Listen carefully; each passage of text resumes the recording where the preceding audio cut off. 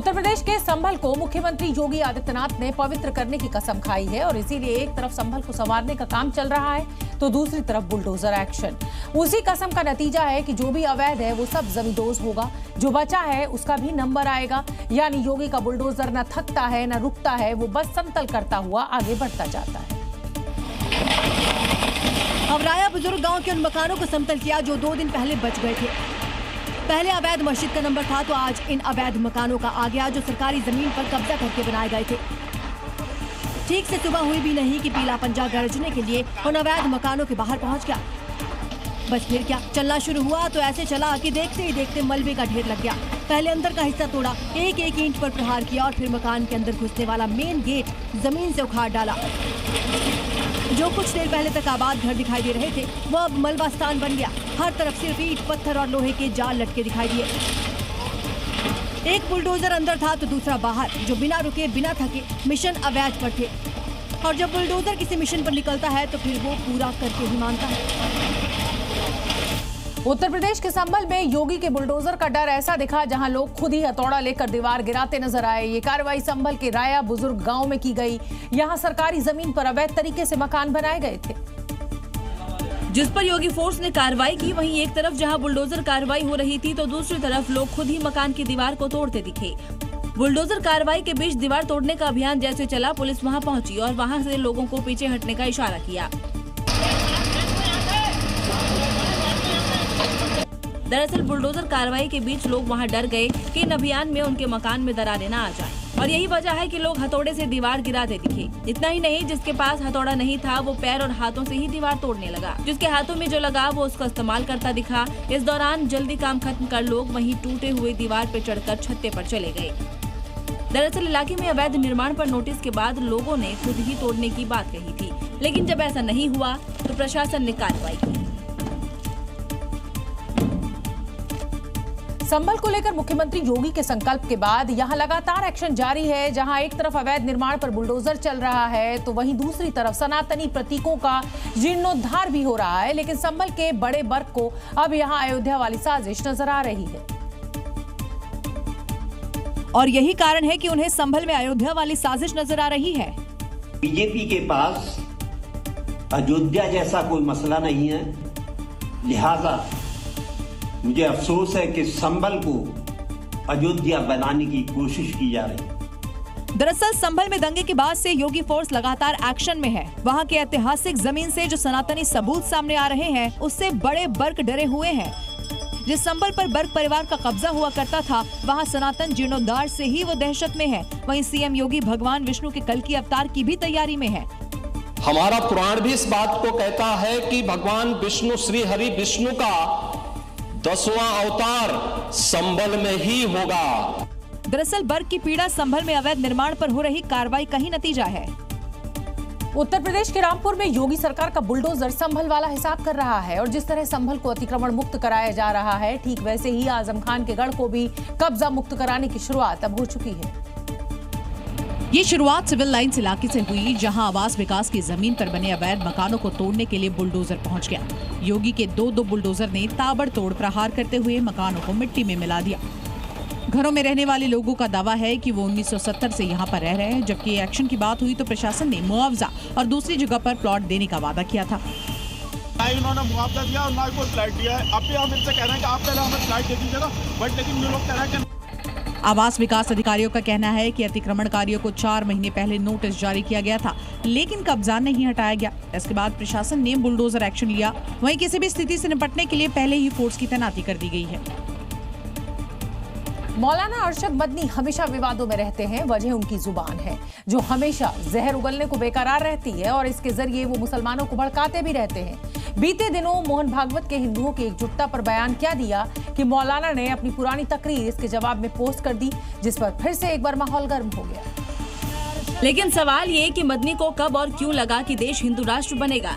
6 साल में पूरे मुल्क को हिंदू मुल्क बना डालेंगे, ये कहने के लिए पागल बना रहे हैं। कौन माई का लाल है जो कह सकता है कि हम 20 करोड़ मुसलमानों के दीन धर्म से आजाद करके हिंदू बना लेंगे। लोकतंत्र की दुहाई देने वाले इस मौलाना पर बीजेपी ने मोर्चा खोल दिया है। मजहब की यही दावत होती, इसमें इस प्रकार के बयान देकर के अगर कोई जहर घोलने की कोशिश करता है तो उसे स्वीकार नहीं करता है। आज देश के अंदर मॉडर्न जिन्ना बनने की एक बड़ी होड़ लगी है। वो मॉडर्न जिन्ना बनने की होड़ में वो अपने आप को भी खड़ा कर रहे हैं। मौलाना का ये बयान संघ प्रमुख मोहन भागवत के बयानों का जवाब माना जा रहा है, लेकिन मौलाना भूल गया भागवत एकजुटता की बात करते हैं, देश तोड़ने की नहीं। वोटर लिस्ट में मौजूद गड़बड़ियों को दूर करने के लिए यूपी में हुआ एसआईआर का ड्राफ्ट लिस्ट आखिर जारी हो ही गया। तीसरी बार टाले जाने के बाद निर्वाचन आयोग यानी ईसीआई ने यूपी की ड्राफ्ट मतदाता सूची को सार्वजनिक किया और इसके मुताबिक प्रदेश में 2,79,00,000 लोगों का नाम कटना तय है। एसआईआर की शुरुआत ही विवादों के साथ हुई थी और समापन भी विवादों के साथ ही हुआ, क्योंकि सूची का प्रकाशन तय तारीख से 6 दिन बाद हुआ। वोटर्स के नाम काटने का आरोप लगाने वाला विपक्ष ड्राफ्ट लिस्ट के जारी होने में ही हो रही देरी पर भी बौखला उठा। 15,44,92 मतदाताओं में से 12,55,00,000 वोटर ही वैध रह गए, यानी 81.3% शेष या वैध रह गए। अब सवाल जिनके नाम कटे हैं या कहीं की वैध नहीं थे, उनके नहीं होने से किसे नुकसान होगा। सबसे ज्यादा 12 लाख वोटर्स के नाम लखनऊ से कटे हैं, प्रयागराज में 11.56 लाख, कानपुर में 9 लाख, आगरा में 8.5 लाख करीब, गाजियाबाद में 8.18 लाख, बरेली में 7.14 लाख, मेरठ में 6.65 लाख, गोरखपुर में 6.45 लाख वोटर्स के नाम कटे हैं। और ये वो जगह है जो बीजेपी के गढ़ हैं, तभी तो अखिलेश तंज कसते रहे हैं। एसआईआर के गड्ढे में खुद बीजेपी गिरी है। उत्तर प्रदेश में योगी कैबिनेट विस्तार की रणनीति पूरी तरह से बन चुकी है। दिल्ली में प्रधानमंत्री मोदी से मुलाकात के बाद इन अटकलों को और बल मिल गया है कि 15 के बाद इसका ऐलान कर दिया जाएगा। माना यह जा रहा है कि योगी ने अपनी लिस्ट को लेकर शीर्ष नेतृत्व के साथ सहमति बना ली, जिसके लिए आधार तो बीते दिनों पंकज चौधरी के साथ हुई मुलाकात में ही बन गई थी। जिसके बाद प्रदेश कोर कमेटी की बैठक हुई, फिर योगी दिल्ली में पीएम मोदी से मिले और जेपी नड्डा से भी मुलाकात हुई। इसमें कोई दो राय नहीं कि कैबिनेट विस्तार के पीछे आगामी विधानसभा चुनाव है, जिसको देखते हुए कुछ एमएलसी और कुछ विधायकों को इस विस्तार में जगह मिलेगी। कुछ का प्रमोशन भी तय है, जिसमें युवाओं पर तो खास फोकस रहने ही वाला है। जातीय समीकरण और क्षेत्रीय संतुलन साधने की भी कोशिश रहेगी। महिलाओं का प्रतिनिधित्व बढ़ सकता है। कोशिश होगी कि चुनाव से पहले सरकार अपने किए हर वादे को पूरा कर ले, जिनकी प्रगति पर भी योगी और मोदी के बीच चर्चा हुई, यानी सहमति भी बन गई, लिस्ट भी फाइनल है। बस इंतजार है ऐलान का, जो 15 या 16 जनवरी को संभावित माना जा रहा है। दिल्ली की हवा जहरीली है और सियासत उससे भी ज्यादा गर्म। प्रदूषण के मुद्दे पर आम आदमी पार्टी ने आज फिर दिल्ली सरकार को घेरने की कोशिश की, लेकिन आज आम आदमी पार्टी का विरोध सिर्फ नारेबाजी तक सीमित नहीं रहा, बल्कि कुछ ड्रामेटिक भी नजर आया। आप विधायक और नेता हाथों में तख्तियां और बैनर लेकर दिल्ली सरकार के खिलाफ नारेबाजी करते हुए दिखाई दिए। प्रदूषण के मुद्दे पर सरकार को घेरने के लिए आप नेताओं ने विरोध का अनोखा तरीका चुना।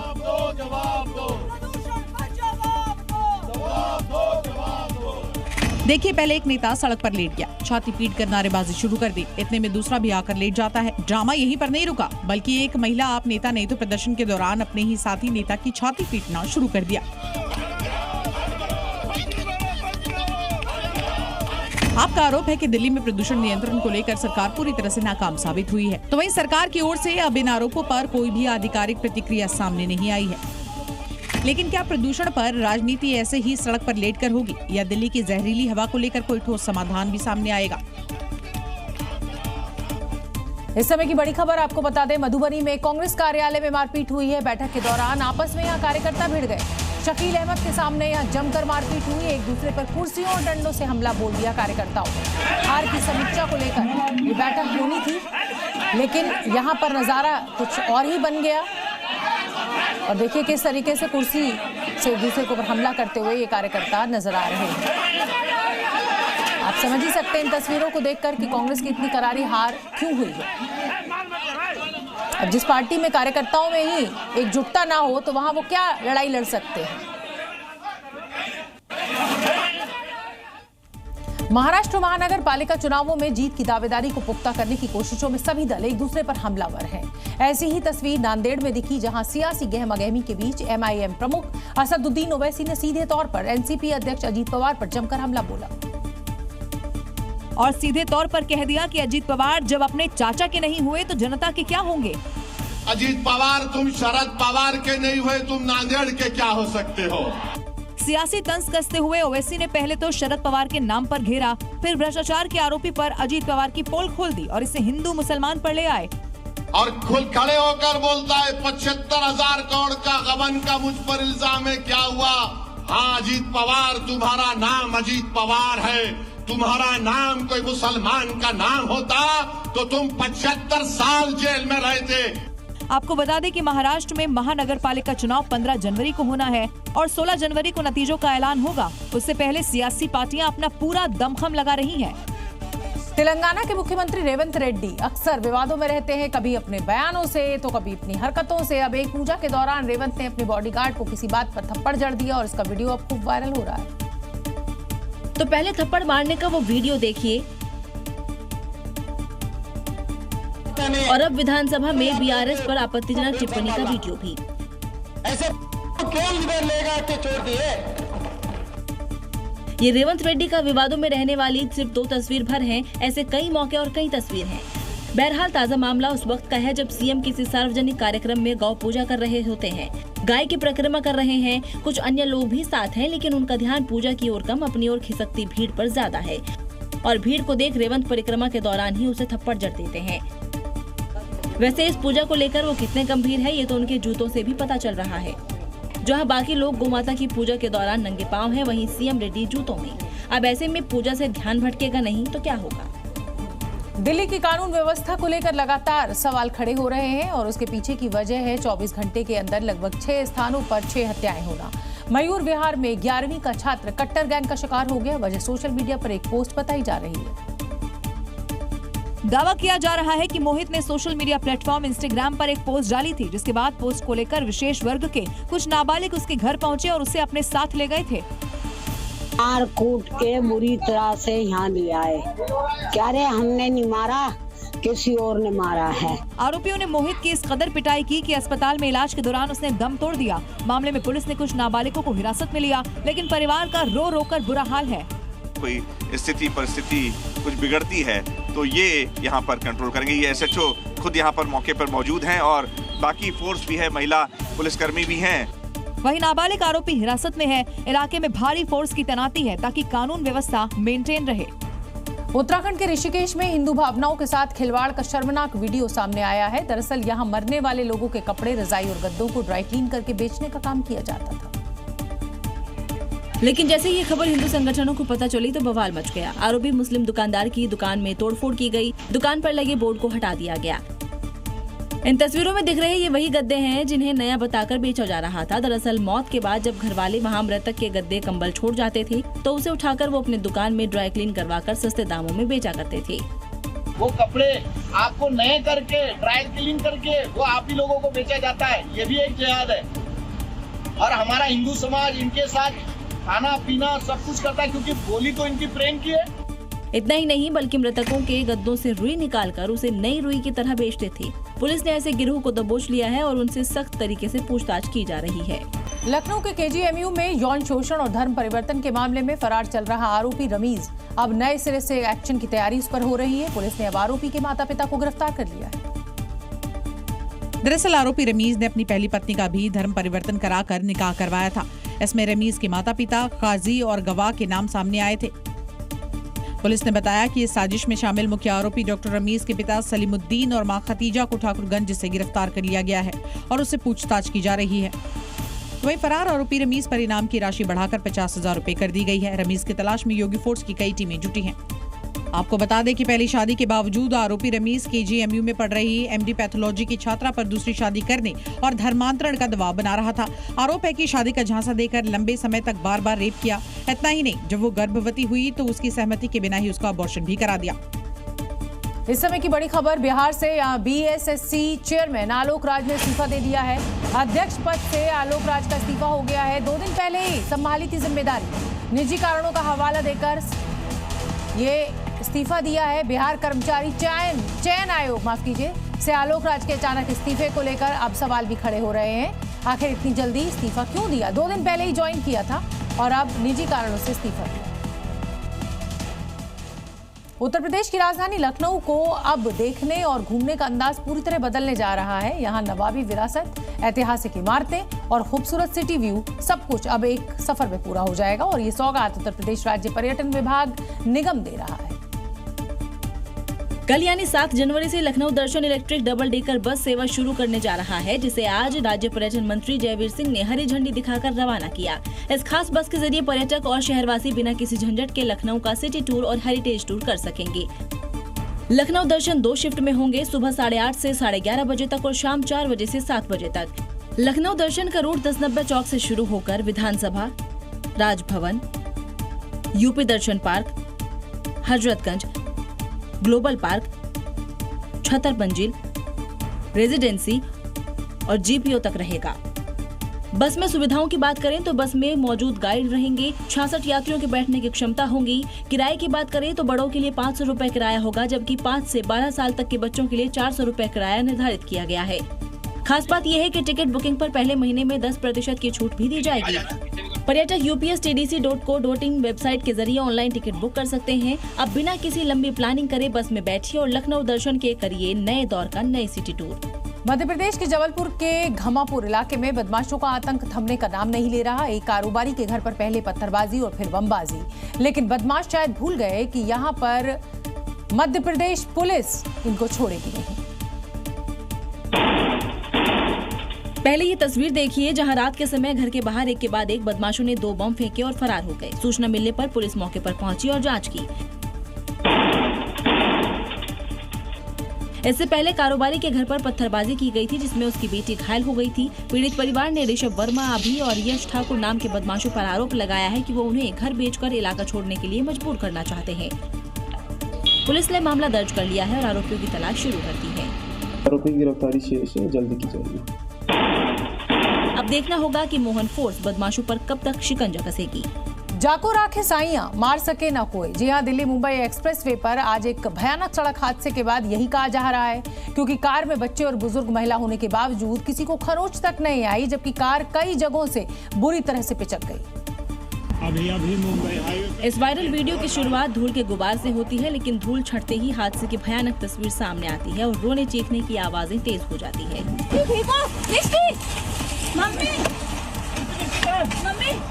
आसपास के लोग गाड़ी के मौजूद लोगों को निकालने लगते हैं। पिछली सीट पर बैठी बुजुर्ग कार की बॉडी पिचकने से वहां फंस जाती है। लोग पूरे परिवार को हादसाग्रस्त कार से सही सलामत बाहर निकालते हैं। महिला कार से बाहर आते ही अपने बच्चों से लिपटकर रोने लगती है और बच्चे मां को सांत्वना। हादसे में पूरा परिवार सही सलामत बच गया है, लेकिन गाड़ी पूरी तरह से डैमेज हो चुकी है, आगे से भी पीछे से भी। वहाँ मौजूद लोग भी इस हादसे को देखकर चकित हैं, क्योंकि तेज रफ्तार ये कार रेलिंग तोड़ सड़क के नीचे जा गिरी थी। मुजफ्फरपुर में गर्जा बुलडोजर, कई मकान दुकान ध्वस्त किए गए। बड़ी खबर इस समय की, मौके पर भारी पुलिस बल तैनात है। अतिक्रमण के खिलाफ यहाँ पर बड़ा अभियान चलाया जा रहा है।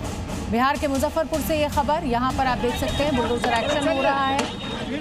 कई मकान और दुकानों को ध्वस्त किया गया है।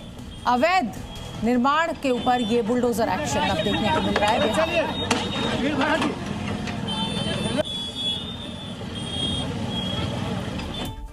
बड़ी खबर इस समय की, उत्तर प्रदेश के संभल से। यहाँ बिजली चोरी पर एक बड़ा खुलासा हुआ है। संभल में बड़े पैमाने पर बिजली चोरी हुई है। एक साल में ये बिजली चोरी की 6,526 FIR दर्ज हुई है। बिजली चोरी 60% से घटकर अब 27% पहुंची। बिजली विभाग, DM और SP ने ये जानकारी दी। 6,500 से ज्यादा FIR बिजली चोरी की दर्ज की गई है पिछले एक साल। बांग्लादेश में हिंदुओं के खिलाफ हिंसा थमने का नाम नहीं ले रही, या यूं कहिए कि चुन चुन कर हिंदुओं को टारगेट किलिंग उनकी हो रही है। पिछले 2 हफ्तों के अंदर 6 हिंदू कट्टरपंथियों का शिकार बने हैं और बीते 24 घंटे में 2 हिंदुओं को इन नफरतियों का शिकार होना पड़ा है। 18 दिन 6 हिंदुओं की हत्या, लेकिन बांग्लादेश के अंतरिम PM यूनुस मौन है। इसी मौन का फायदा कट्टरपंथी उठा रहे हैं, या यूं कहें कि यूनुस ने खुद कट्टरपंथियों को हत्या की छूट दे रखी है। इसी का नतीजा है कि पिछले 24 घंटे में 2 और हिंदुओं को मार डाला गया है। नरसिंहदीन में मौनी सिंह चक्रवर्ती पर धारदार हथियार से हमला किया गया। हमला उस वक्त किया जब वो 4 सिंदूर बाजार में अपनी दुकान पर बैठे थे। वहीं जशोर के मणिरामपुर में हिंदू पत्रकार राणा प्रताप बैरागी को गोली मार दी गई। कट्टरपंथियों ने गोली मारने के बाद उनका गला भी रेत दिया। लगातार हिंदुओं की टारगेट किलिंग पर विश्व हिंदू परिषद के विनोद बंसल ने बांग्लादेश को हिंदुओं की कब्रगाह बताया है। और बांग्लादेश तो जैसे हिंदुओं का कब्रगाह बन गया है। इन घटनाओं के बाद सवाल तो खड़ा हो ही रहा है कि क्या बांग्लादेश में हिंदू होना गुनाह है। और इस पर मोहम्मद यूनुस मौन है। वो कट्टरपंथियों पर एक्शन लेने की बजाय हाथ पर हाथ रखे देख रहे हैं, लेकिन हिंदुओं पर हो रहे हमलों के बाद बांग्लादेश हिंदुओं की कब्रगाह बनता जा रहा है। पिछले 18 दिनों की ही बात अगर हम करें तो 18 दिसंबर 2025 दीपू चंद्र दास की हत्या, फैक्ट्री में घुसकर मॉब लिंचिंग, शव लटकाया गया, आग लगा दी गई। उसके बाद 24 दिसंबर 2025 को अमृत मंडल की हत्या हुई। भीड़ ने बेरहमी से पीटा, अमृत मंडल की मौत हो गई इसमें। 29 दिसंबर 2025 ब्रजेंद्र बिस्वास की हत्या हुई, फैक्ट्री में गोली मार दी, नोमान मियां ने ये गोली मारी। 1 जनवरी 2026 खोकौन दास की हत्या हुई, कट्टरपंथियों का शिकार बने खोकौन, कारोबारी को आग लगा दी। 5 जनवरी 2026 राणा प्रताप बैरागी को बाजार में गोली मार दी गई, कट्टरपंथियों ने उसे भी मार डाला। 5 जनवरी 2026 मौनी चक्रवर्ती की हत्या, धारदार हथियार से हमला किया गया, टारगेट किलिंग भी हुई। पाकिस्तान में आतंक की फैक्ट्री चल रही है, ये दुनिया को पता है। भारत से हारने के बाद अब आतंकी संगठन जैश ए मोहम्मद का निशाना छोटे मासूम बच्चे हैं, जिन्हें वो जिहादी बनाने की ट्रेनिंग दे रहा है। और ट्रेनिंग से जुड़ा एक वीडियो भी अब सामने आया है। वीडियो में जैश का आतंकी कुछ बच्चों के साथ खड़ा है, उन्हें कट्टरपंथी ट्रेनिंग पूरी करने के लिए इनाम दे रहा है और जिहाद के लिए ब्रेन वॉश करता दिख रहा है। ये सब मुनीर शहबाज की नाक के नीचे जारी है। ऑपरेशन सिंदूर में अपनी जमीन खो चुका जैश का सरगना मसूद अजहर फिर से आतंकी अड्डों को बनाने में जुटा है। इससे पहले जैश की महिला विंग जमात उल मोमिनात का खुलासा हुआ था। खुद आतंकी अजहर ने पोस्ट के जरिए बताया कि विंग में 5000 महिलाओं की भर्ती हो चुकी है। अब उसका टारगेट बच्चे हैं। लेकिन आतंकी कितनी भी कोशिश कर ले, भारत के खिलाफ छोटी सी भी गलती की तो इस बार ना आतंकिस्तान बचेगा, ना ही आतंकी। ईरान के सुप्रीम लीडर खामेनेई के लिए हालात दिन ब दिन बुरे होते जा रहे हैं। इजरायल और अमेरिका से लड़ते भिड़ते खामेनेई के खिलाफ अब देश में ही जंग छिड़ गई है। जनता सड़कों पर उतर आई है, विरोध प्रदर्शन चल रहा है। खामेनेई का ईरान में कंट्रोल खत्म होता दिख रहा है। ईरान का ये गृह युद्ध महायुद्ध की दस्तक दे रहा है, जिसका इंतजार अमेरिका और इजरायल लंबे समय से भी कर रहे थे। इजरायल और अमेरिका से जंग लड़ते लड़ते खामेनेई इतनी दूर निकल गए कि अब अकेले हो गए हैं कि कभी उनके एक इशारे पर जान निसार करने वाली आवाम अब उनकी मौत की दुआ कर रही है। ईरान में 10 दिनों से जारी विरोध प्रदर्शन देश के 78 से ज्यादा शहरों में फैल चुके हैं। इन प्रदर्शनों में अब तक 35 लोग मारे जा चुके हैं और 1200 से ज्यादा लोग हिरासत में लिए गए हैं। आर्थिक संकट, मुद्रा की गिरावट, बढ़ती महंगाई की वजह से जनता सड़कों पर क्या आई, ईरान के supreme leader Ayatollah Ali Khamenei चौतरफा घिर गए। एक और मौजूदा गृह युद्ध है तो दूसरी ओर इजरायल है, तीसरी ओर है अमेरिकी दबाव और चौथा है खस्ताहाल अर्थव्यवस्था। अगर खामेनेई मौजूदा स्थिति में भी देश नहीं छोड़ते तो युद्ध की सूरत में तो भागना तय ही है। उत्तर प्रदेश के प्रयागराज में मिनी महाकुंभ में लाखों लोग आस्था की डुबकी लगाने पहुंचे हैं, लेकिन आज माघ मेले में एक आत्मघाती घुस गया और इसके बाद मेले में तैनात एटीएस कमांडोज एक्टिव हुए और महज कुछ ही सेकंड्स में उस अटैकर को घुटनों पर ला दिया। क्या हुआ है ये पूरा मामला, रिपोर्ट देखिए। संगम किनारे सनातनी आस्था की डुबकी लगा रहे थे। अचानक एटीएस कमांडो को मेले में एक हमलावर के होने की सूचना मिलती है, जिसके बाद मेले में हर जगह फैली एटीएस की 2 टीमों के कमांडो एक्टिव होते हैं। एटीएस से घिरे देख हमलावर खुद को उड़ाने की कोशिश करता है, लेकिन कमांडो उसे पकड़ लेते हैं और उसे मेला क्षेत्र से दूर लेकर जाते हैं। इसके बाद उसकी बॉम्ब लगी जैकेट को उतरवाया जाता है। जैकेट उतरवाकर एक तरफ रखवाया जाता है। इसके बाद बॉम्ब डिटेक्टर की मदद से जैकेट की तलाशी ली जाती है। ये एक्शन देख वहाँ मौजूद लोग खौफ में आ जाते हैं, जिसके बाद लोगों को बताया जाता है कि ये सिर्फ एक मॉक ड्रिल थी। मॉक ड्रिल में जो है इसका एक प्रशिक्षण बतौर जो है मॉड्यूल्स प्रस्तुत किया गया है। संदिग्ध बॉम्बर जो था, सुसाइड बॉम्बर। दरअसल पूरी मॉक ड्रिल मेले की सुरक्षा के लिए की गई थी। अगर मेले में किसी तरह की कोई बड़ी घटना को अंजाम देने के मकसद से घुसता है तो एटीएस कमांडो के रहते वो मंसूबों में कामयाब नहीं हो पाएंगे, क्योंकि सनातनियों की सुरक्षा के लिए एटीएस मुस्तैद है। उत्तर प्रदेश के प्रयागराज में संगम की रेती पर आस्था का समागम चल रहा है, लेकिन माघ मेले को अपवित्र करने से लेकर दहशतगर्दी तक कुछ भी हो सकता है, क्योंकि संगम तट पर आस्था के महासंगम में श्रद्धा के बीच अब डर और शक का साया भी मंडराने लगा है। कल जहां एक फर्जी बाबा पकड़ा गया तो आज यहां साधु संतों के बीच रियल और फर्जी बाबा होने की बहस शुरू हो गई।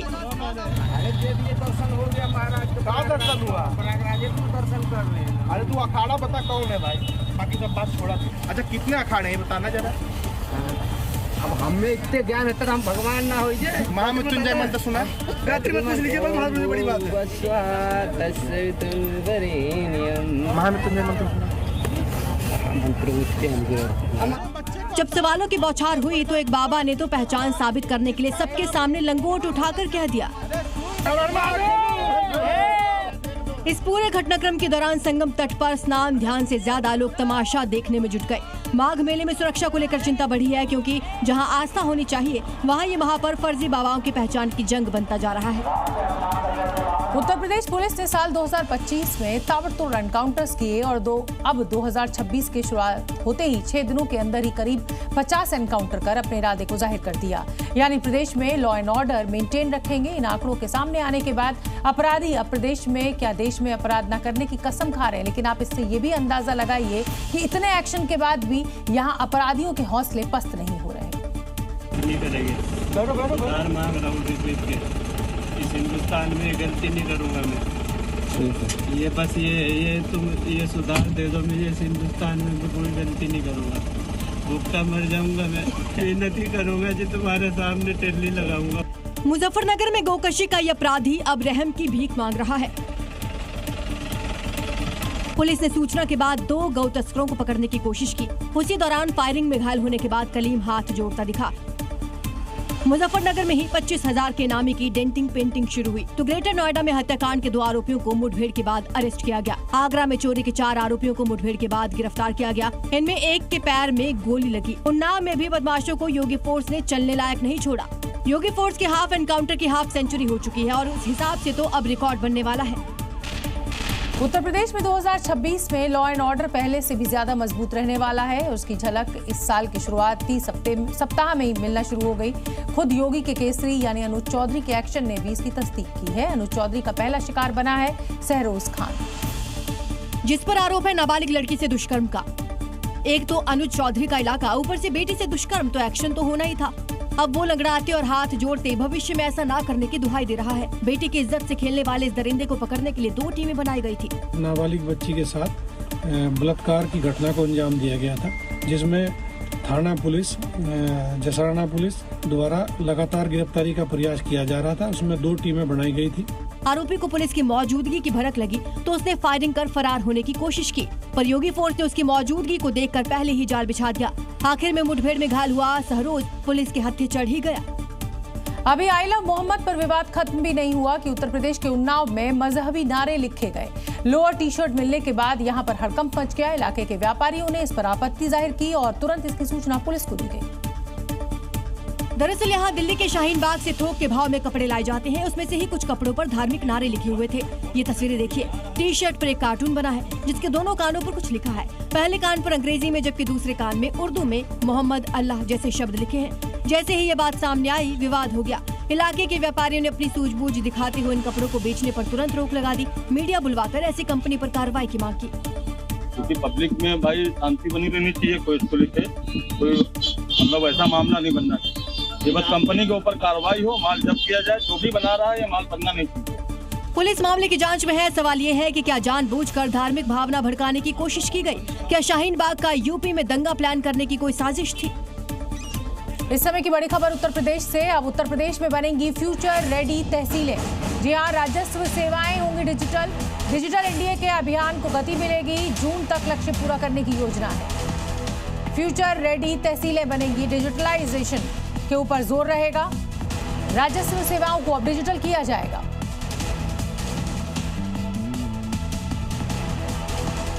मध्य प्रदेश के इंदौर में दूषित पानी से मौत का मामला शांत होने का नाम नहीं ले रहा और अब देवास के एसडीएम एक आदेश में घंटा शब्द का इस्तेमाल करने पर नप गए हैं।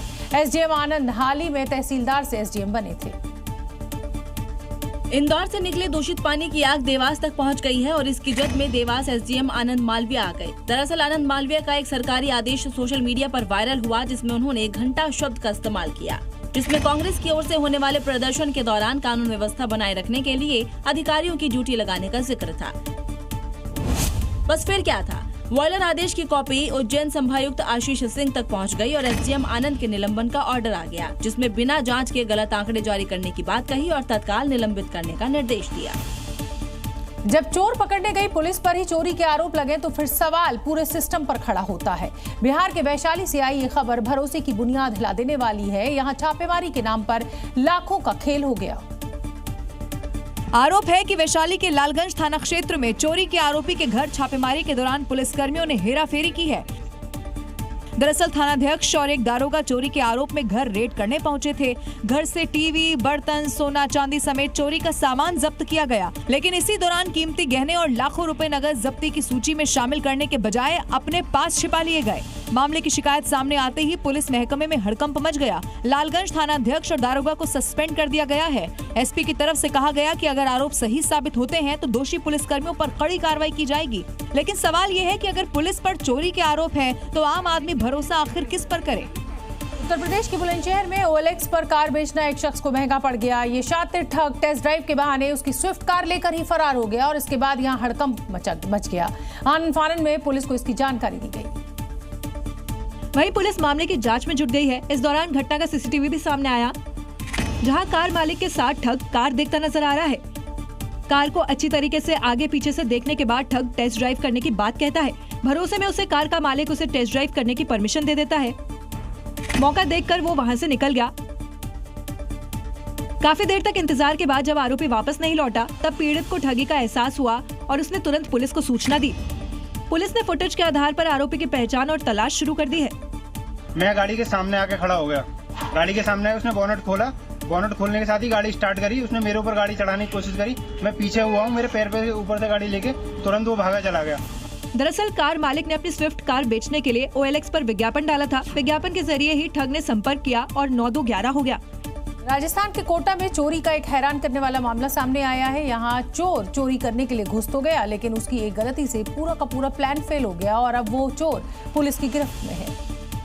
दरअसल चोर चोरी करने के लिए एग्जॉस्ट फैन के छेद से मकान में घुसने की कोशिश में था। उसका आधा शरीर तो निकल गया, लेकिन आधा फंस गया। फिर क्या था, ना चोरी कर पाया ना कुछ हाथ लगा, बस सलाखों के पीछे पहुंच गया।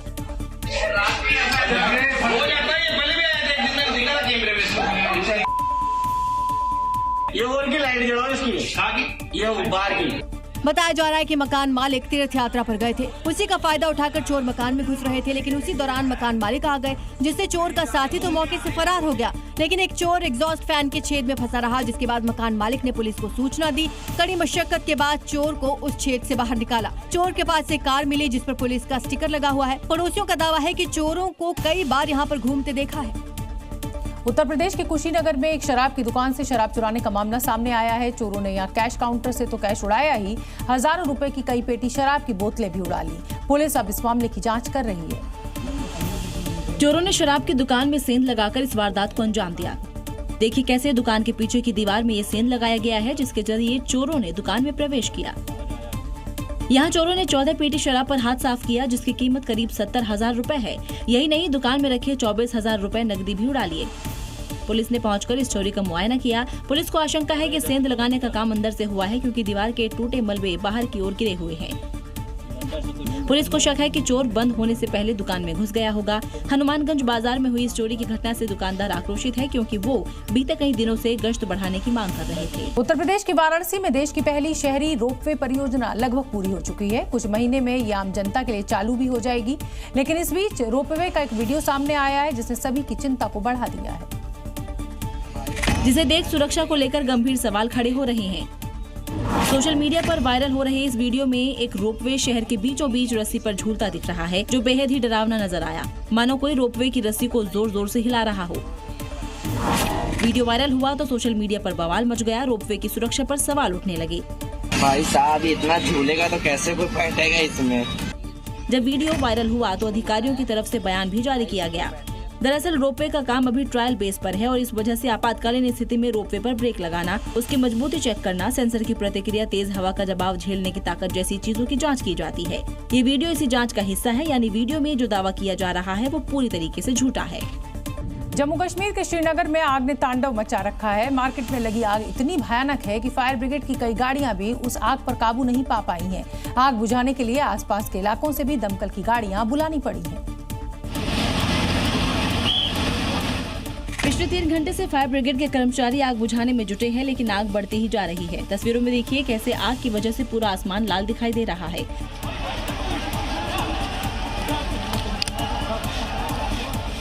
मार्केट में लगी आग देखते ही देखते पूरे इलाके में फैल गई। आग की लपटें बता रही हैं कि मंजर कितना भयानक है। काले धुएं का गुबार कई किलोमीटर दूर से ही दिखाई दे रहा है। लकड़ी का सामान होने की वजह से भी आग बुझाने में परेशानी का सामना करना पड़ रहा है। आग की सूचना से आसपास के इलाकों में भी हड़कंप मचा हुआ है। आग लगने के कारणों का खुलासा नहीं हो सका है। आंध्र प्रदेश में ओएनजीसी के तेल कुएं में लगी आग पर अभी तक काबू नहीं पाया जा सका है। भारी गैस रिसाव की वजह से यहां अभी भी हालात ठीक नहीं है। हालात को देखते हुए आसपास के 3 गांवों को एहतियातन खाली करा लिया गया है। हालांकि अभी तक किसी की मौत या घायल होने की सूचना नहीं मिली है। जानकारी के मुताबिक यहां तेल कुएं के उत्पादन रोककर मरम्मत की जा रही है। इसी दौरान अचानक तेज ब्लास्ट हुआ। गैस और कच्चा तेल तेजी से ऊपर की ओर निकलने लगा। कुछ ही देर में गैस में आग लग गई और कुएं के पास ऊंची ऊंची लपटें उठने लगी। हालात को देखते हुए प्रशासन ने लाउडस्पीकर के जरिए लोगों से बिजली के स्विच बंद रखने, गैस चूल्हा न जलाने और किसी भी इलेक्ट्रॉनिक उपकरण का इस्तेमाल न करने की अपील की। पूरे इलाके को घेराबंदी कर सील कर दिया गया है, लेकिन 24 घंटे से ज्यादा समय होने के बावजूद अभी तक आग पर काबू नहीं पाया जा सका है। जिलाधिकारी और ओएनजीसी के अधिकारी मौके पर मौजूद है और हालात पर लगातार नजर रखी जा रही है। आग पर काबू के लिए दिल्ली मुंबई से स्पेशल टीम बुलाई गई है।